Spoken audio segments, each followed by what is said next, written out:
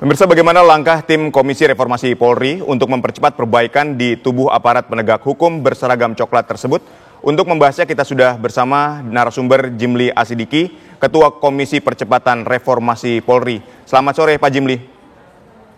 Selamat sore, apa kabar? Alhamdulillah kabar baik. Prof Jimli, kita langsung saja, apa saja langkah awal yang akan dilakukan oleh Komisi Percepatan Reformasi Polri ini? Pertama, kemarin kami sudah mengadakan rapat perdana dan disepakati nanti kita pasang target 3 bulan. Nah, dalam waktu 3 bulan kita sudah harus melaporkan rekomendasi kepada Presiden. Tapi sambil 3 bulan itu, ya kita sepakat akan mengadakan rapat mingguan untuk sementara disepakati setiap hari Kamis. Jadi rapat Kemisan begitu. Untuk 10 orang anggota ini yang insya Allah nanti akan bertambah 1 ibu ya, supaya ada perwakilan gender gitu. Maka 11 orang akan rutin mengadakan rapat seminggu sekali, dan di luar seminggu sekali itu kita akan mengadakan rapat dengar pendapat publik. Yang kita akan undang pertama kali nanti adalah Gerakan Nurani Bangsa hari Kamis yang akan datang. Untuk pertama kali kita akan mendengarkan tokoh-tokoh bangsa yang ketika itu sudah mengadakan pertemuan dengan Presiden menyampaikan masukan.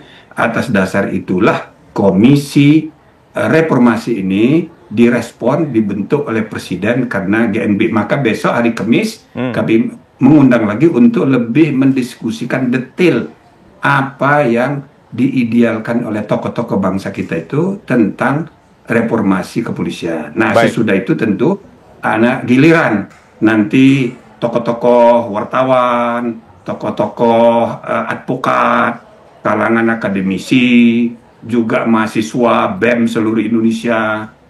Tergantung nanti bagaimana mengaturnya, sehingga selama 2 bulan paling tidak kita sudah mendapatkan gambaran pilihan-pilihan kebijakan yang akan kita sepakati.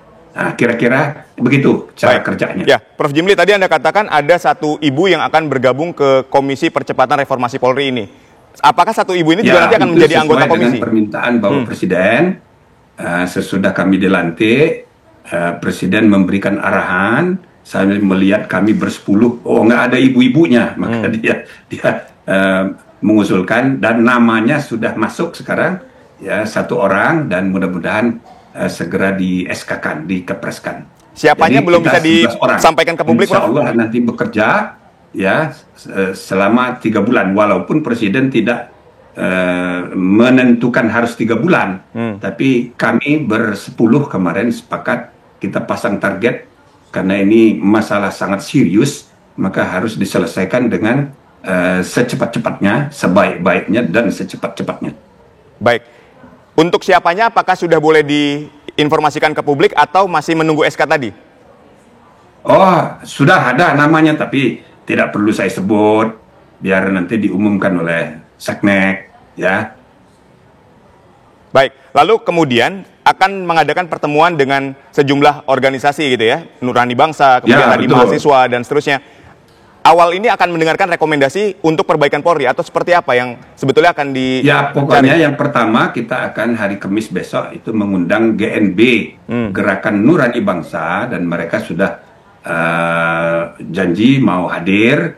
Nah, di situ nanti kita akan tukar pikiran lebih detail. Tentu bukan hanya GNB yang akan kita dengar, tokoh-tokoh lain, organisasi-organisasi, jaringan civil society yang punya kepentingan untuk menyuarakan keresahan publik ya tentang kinerja kepolisian selama ini dan apa yang harus diperbaiki. Jadi partisipasi publik yang substantif bermakna ini sangat penting. Ya, bukan hanya rumusan rekomendasi yang kami rumuskan sendiri 10 orang. Ya, jadi cara rekomendasi itu nanti kita rumuskan, kita peroleh, itu sama pentingnya dengan substansi rekomendasi kebijakan yang akan kita rekomendasikan. Baik, pertemuan setiap Kamis ini apakah akan terbuka untuk umum, artinya boleh diliput oleh media, atau hanya dilakukan tertutup bersama dengan organisasi yang ditunjuk? Kalau yang bersama dengan organisasi, ya itu public hearing, yaitu dengar pendapat umum, tentu media kita libatkan. Tapi yang rapat seminggu sekali, kami bersepuluh pleno, yaitu tentu tertutup, tetapi doorstop sesudahnya, ya kan? Jadi seperti kemarin kami rapat internal, kemudian sesudahnya doorstop. Ya itu biasa, kita tidak bisa mengabaikan pentingnya keterbukaan di era keterbukaan sekarang ini. Baik, artinya ini kan akan melibatkan banyak institusi dan organisasi yang memberikan masukan. Lalu sebetulnya nantinya ke depannya bayangannya reformasi seperti apa sih Prof yang sebetulnya akan dilakukan di tubuh Polri sendiri? Ya substansinya nanti, jangan tergesa-gesa, tapi lihat dari segi komposisi tim kerja ini atau komisi percepatan reformasi ini tokoh-tokoh yang luar biasa, bahkan 50-50, 5 orang dari Polri, 5 orang dari luar, ya. Bahkan Kapolri sendiri adalah anggota tim, anggota komisi. 3 orang mantan Kapolri, bahkan 1 diantaranya sedang menjabat Mendagri, 1 orang menjabat penasihat presiden, mantan Wakapolri. Jadi lengkap. Bahkan kemarin saya putuskan, ya, bersama dengan teman-teman, bahwa ketua tim reformasi internal yang dibentuk oleh Kapolri itu saya minta untuk selalu ikut serta di dalam rapat komisi reformasi yang saya pimpin ini, supaya informasi dari luar dan dari dalam itu segera kita bisa konfirmasikan. Baik. Jadi tidak ada perspektif hanya dari dalam kepolisian saja, tidak juga hanya dari luar. Nah, dua-duanya kita komparasikan. Mudah-mudahan ini bisa ya menghasilkan rumusan, kesimpulan dan rekomendasi yang lebih serius. Jadi bukan hanya pura-pura reformasi gitu, tetapi reformasi yang sungguh-sungguh sesuai dengan amanat dari Bapak Presiden, ya, tercermin dalam arahan Presiden dalam kepada kami semua pasca pelantikan. Presiden sungguh-sungguh menganggap tim ini tim yang bekerja serius dan berat, ya. Dia malah mengatakan terima kasih bahwa di tengah masa pensiun sebagian dari kami itu masih bersedia untuk memikirkan masalah serius, dan ini sangat berat. Nah, Presiden sendiri bilang ini berat. Nah, karena itu yang diharapkan tentu ini reformasi yang serius. Baik. Prof Tapi Jimli, jangan dulu cepat-cepat. Anda tanya, apa kira-kira? Ayo kita masukkan dari masyarakat, itu sangat penting untuk kita himpun lebih dulu.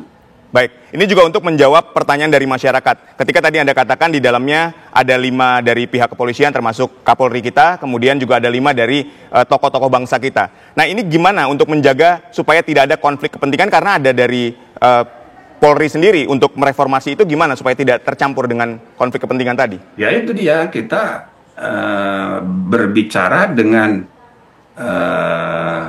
suara nurani masing-masing dan suara logika akal sehat masing-masing. Moral power dan logic power akan bertemu dalam musyawarah bersepuluh, nanti bersembilan. Nah, masing-masing tentu punya perspektif, punya pengetahuan, punya kearifan. Nah, kalau ada yang berkenaan dengan perbaikan yang sifatnya internal, kinerja internal polisi, maka ya langsung kita melalui Kapolri yang juga adalah anggota dan juga ketua tim reformasi internal yang juga akan hadir dalam rapat-rapat rutin, itu nanti follow up internalnya bisa langsung. Maka banyak orang mengkritik, kok masa Kapolri ikut dalam anggota tim? Ya, justru betul. Itu harus kita lihat sisi positifnya. Ya bagus, Bala. bisa segera ada implementasi ke dalam. Jadi tim yang dibentuk oleh Polri, ya tim reformasi internal, itu jangan dipersepsi negatif, itu malah menguntungkan. Jadi action ke dalam itu bisa langsung.